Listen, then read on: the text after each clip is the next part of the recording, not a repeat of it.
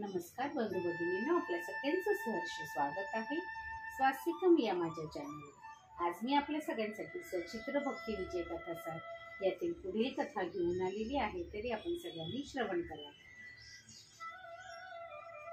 विठ्ठल विठ्ठल जय हरी विठ्ठल, विठ्ठल विठ्ठल जय हरी विठ्ठल, विठ्ठल विठ्ठल जय हरी विठ्ठल, विठ्ठल विठ्ठल जय हरी विठ्ठल, विठ्ठल विठ्ठल जय हरी विठ्ठल, विठ्ठल विठ्ठल नैवेद्यं समर्पयामि, नैवेद्यं समर्पयामि, नैवेद्यं समर्पयामि, नैवेद्यं समर्पयामि, विठ्ठल विठ्ठल जय हरी विठ्ठल। आज मी आपल्यासाठी वेगळ्या संतांची कथा घेऊन आलेली आहे, तरी आपण सगळ्यांनी हे श्रवण करावं। आणि आपल्याला जर माझे व्हिडिओ खरंच आवडत असेल तर आपण माझ्या चॅनलला सबस्क्राईब करा। असेच आपल्यासाठी मी पुढे सुद्धा व्हिडिओ आणणार आहे। आणि माझ्या चॅनलला लाईक करा आणि कमेंटमध्ये विठ्ठल विठ्ठल जय हरी विठ्ठल लिहायला विसरू नका। अध्याय 33 भक्त सूरदास। एकदा श्री गणेशाय नमः, श्री सरस्वतीभ्यो नमः। एकदा कृष्णाचा अक्रूर नावाचा भक्त अचानक सत्यभामेच्या घरी आला। सत्यभामेने त्याला आसन देऊन सन्मानाने बसविले।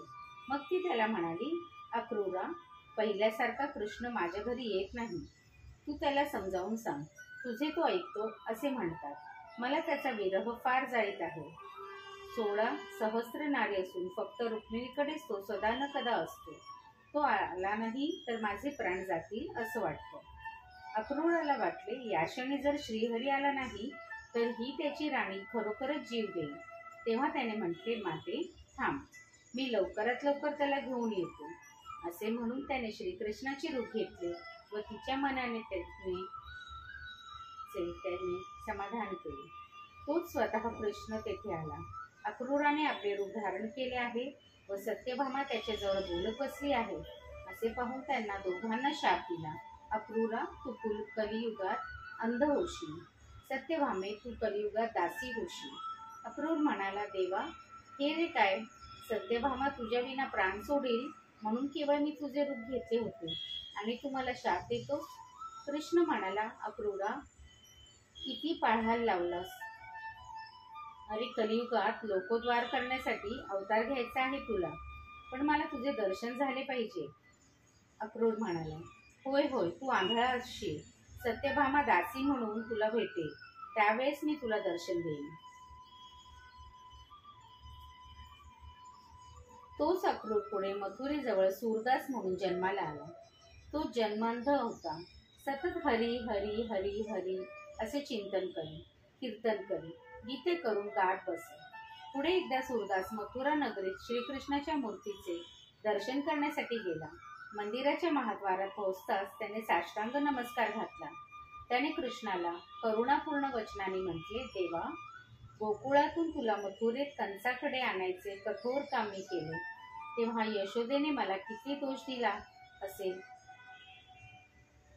त्या गोपी रथामध्ये आडव्या पडून रडत होत्या, त्यांचे शाप मला बाधत आहे, म्हणूनच मी आंधळा झालो आहे। देवा मी सत्यभामेसाठी तुझे रूप धारण केले हा माझा अपराध नव्हताच।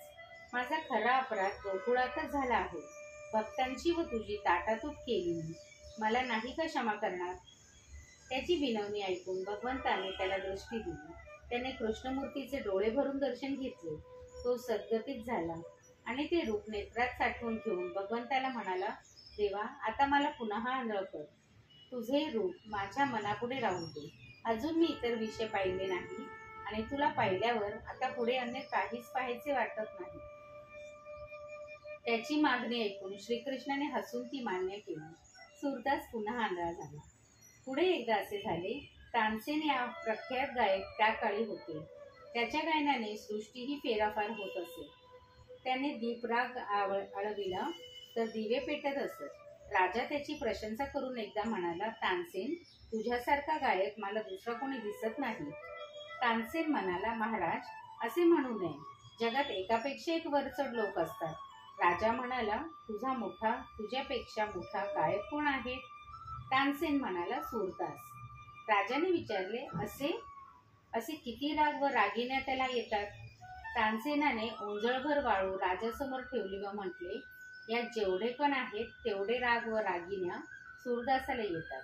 राजाने मग बहुमानाने सूरदासाला शिबिका पाठवून बोलून आणले. तानसेनाने त्याला विनंती केली, संत श्रेष्ठ, राजाला आपले गायन ऐकण्याची फार इच्छा आहे, म्हणून आपल्याला येथे आणण्यात आले आहे. कृपा करून आपण काही गायन करावे. सूरदास म्हणाला, राजन, आम्ही वैकुंठातून येथे हरिभक्तीचा प्रसार करण्यासाठी आलो आहोत. भजन ऐकायचे असेल तर तेवढे मी ऐकवेन. राजाने आनंदाने संमती दर्शवली.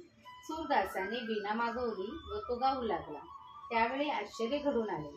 गणेश टाळ वाजवू लागला, सरस्वती आलाप घेऊन वीणाही वाजवू लागली आणि श्रीकृष्ण समोर येऊन नाचू लागला.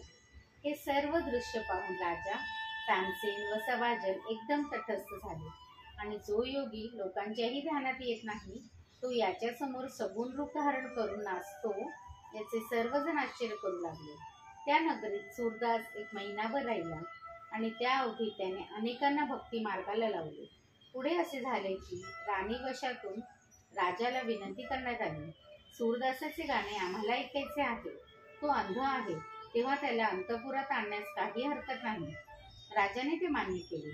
त्यावेळी राण्या पडदा पाळीत असत, पण सूरदास अंध म्हणून त्या पडदा न पाळताच ऐकायला बसल्या.